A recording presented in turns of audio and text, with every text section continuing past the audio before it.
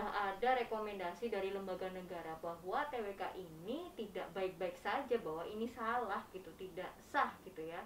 Tapi apa sih yang bisa kita lakukan untuk segera mendesak presiden? Ayo dong batalin dong ininya. Sementara bahkan sampai detik ini aja presiden tidak mengeluarkan apapun seperti itu gitu loh. Alasan yang kami sampaikan itu ada dasar hukumnya gitu ya, bukan karena kami suka maka kami begini gitu, enggak. Pelik ya. Pelik ya penonton. Sebenarnya nggak pelik sih. Sebenarnya nggak pelik, cuma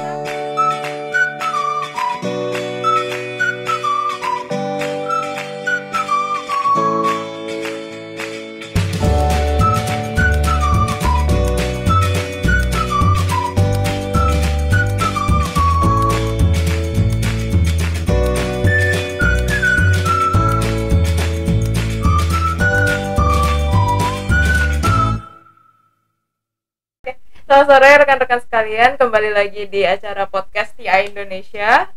Ngopi sore hari ini TI Indonesia kedatangan seorang bintang tamu. Bintang tamu. Berasa bintang saya ya. Bintang.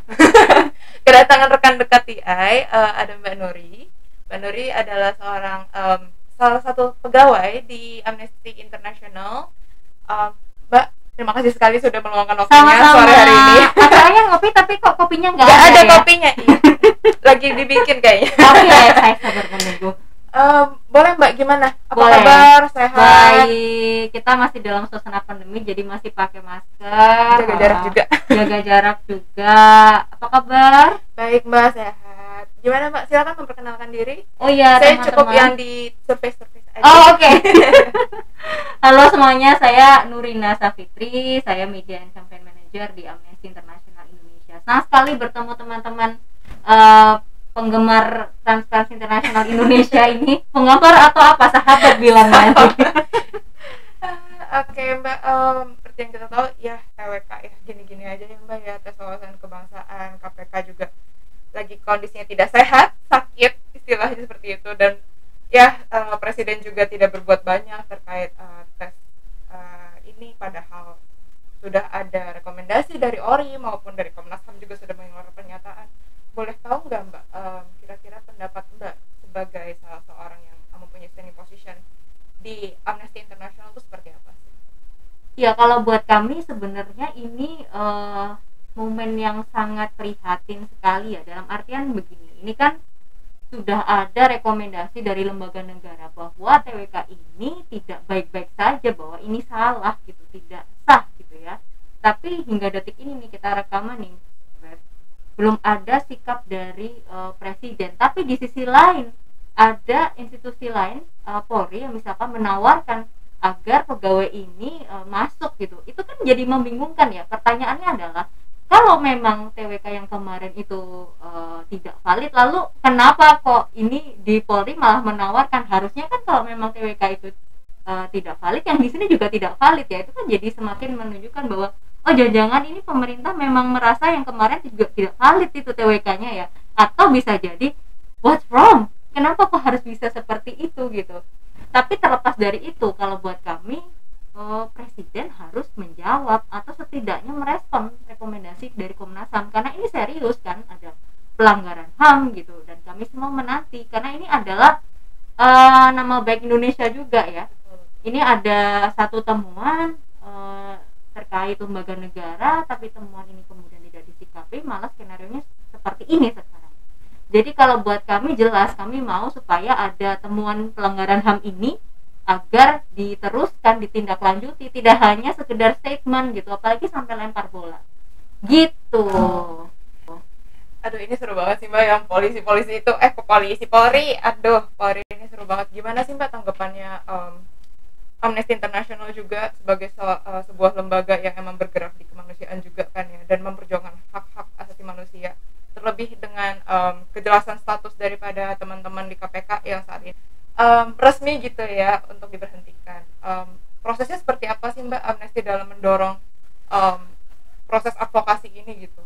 Iya, tentu kami dalam melakukan advokasi ini kami bekerja sama ya dengan kawan-kawan yang terlibat, banyak sekali organisasi. Salah satunya TIA gitu ya, Transparency juga kawan dekat kami di dalam advokasi kasus KPK ini. Kami mencoba untuk berbicara dengan pemerintah gitu. Kami juga mencoba berbicara dengan berbagai lembaga baik di tingkat nasional maupun di internasional ya, salah satunya dengan rekan-rekan di UN gitu ya, untuk menyampaikan bahwa ini ada fakta dan fakta ini juga sudah didukung ya dengan 2 lembaga negara. Baiknya teman-teman juga melihat nih apa yang terjadi di Indonesia. Jadi kalau ditanya apa yang sudah dilakukan ya, kami melakukan berbagai upaya ya, namanya advokasi, segala cara yang bisa kita tempuh kita lakukan, termasuk kita juga mendukung keberadaan ini ya, kantor darurat pemberantasan korupsi gitu yang sampai hari ini juga masih beroperasi gitu. Intinya kami ingin agar TWK ini dibatalkan karena alasannya teman-teman sudah pada tahu ya. Itu kalau sampai nih Mbak, kalau sampai banget misalnya setelah tanggal 30, pasca tanggal 30 September ini ternyata presiden tidak mengeluarkan statement apapun, itu worst case-nya loh Mbak ya, itu cuma statement gitu doang, atau misalnya beneran tiba-tiba teman-teman KPK yang tadi itu direkrut oleh Polri dan statusnya pun ASN seperti itu, gimana Mbak? Apa ya yang kita bisa lakukan sebagai CSO maupun teman dekat dari KPK seperti itu? Sebenarnya ini presiden buruk ya kalau tidak ada sikap dari presiden gitu, karena teman-teman yang diberhentikan dari KPK kita bisa bilang mereka adalah salah satu human rights defenders gitu, karena mereka membela hak-hak mereka dan mereka mengupayakan perlawanan terhadap hak yang diinjak-injak ini kan begitu ya. Teman-teman juga pada tahu mungkin salah satu dari 58 ini adalah Bang Novel Baswedan gitu kan.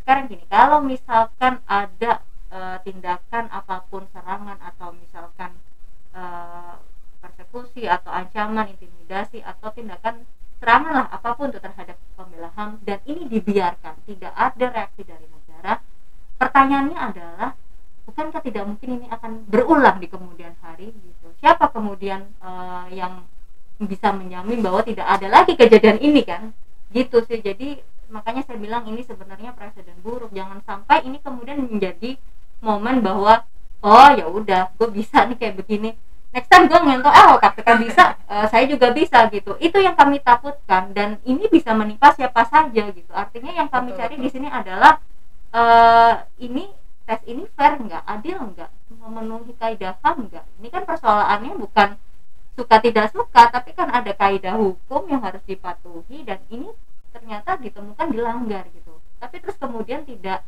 ditindaklanjuti, ini yang kemudian menjadi pertanyaan buat kami. Komitmen pemerintah Indonesia ya dalam hal ini terkait hak asasi manusia misalkan, itu sampai sejauh mana gitu. Kalau ini tidak ditindaklanjuti bukan berarti nanti siapa yang menjamin ke depannya itu nggak akan ada insiden seperti ini.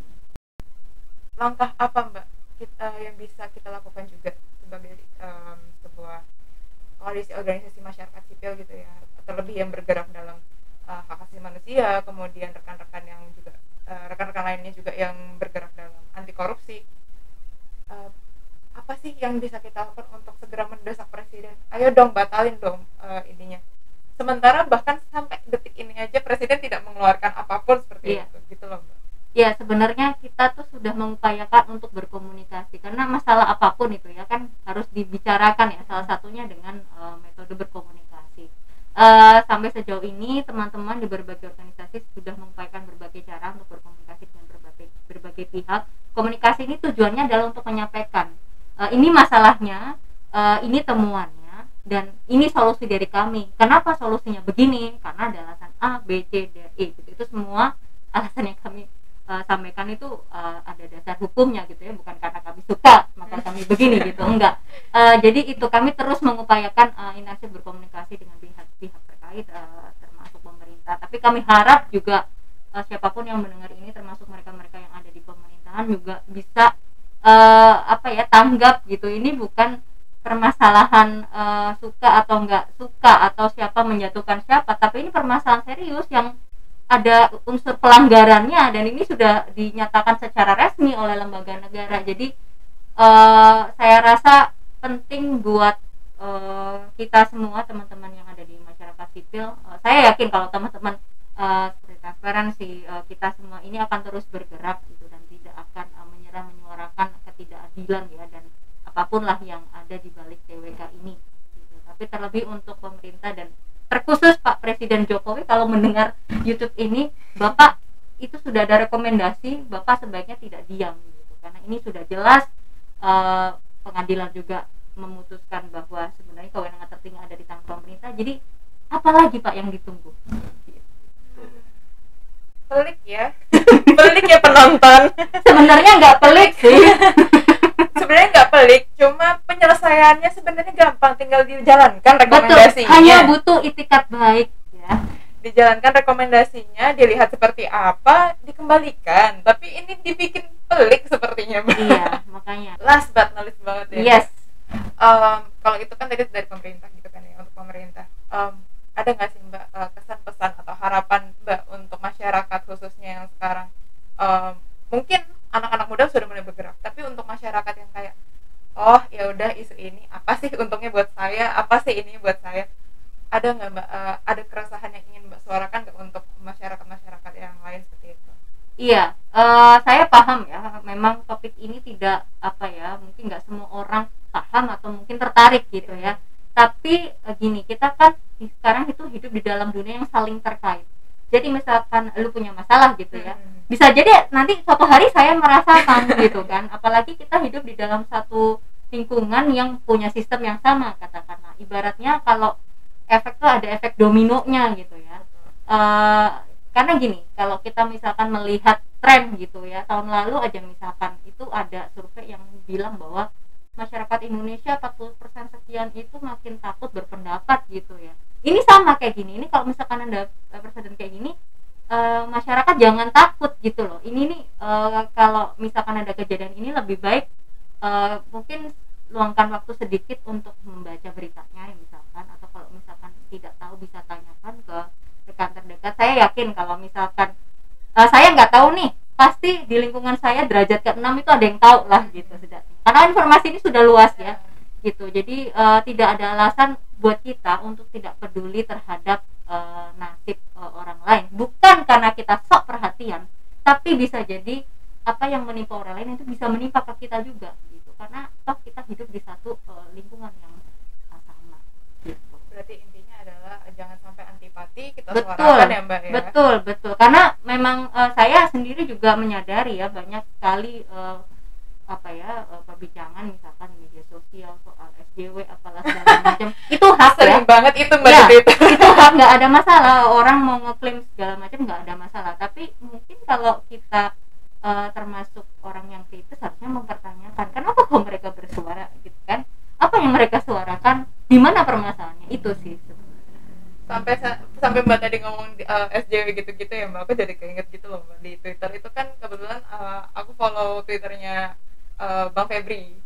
Setiap Bang Febri nge-tweet soal TWK KPK itu astaga Mbak. Iya. Sebenarnya di satu sisi bagus ya, karena banyak orang yang perhatian. Akhirnya mereka kan respon itu ya, tapi mungkin bisa dialihkan energinya gitu mungkin. Ketimbang ngisengin Bang Febri gitu, teman-teman mungkin bisa cari tahu lebih dalam kenapa Bang Febri selalu setiap saat menyuarakan, ada apa sebenarnya.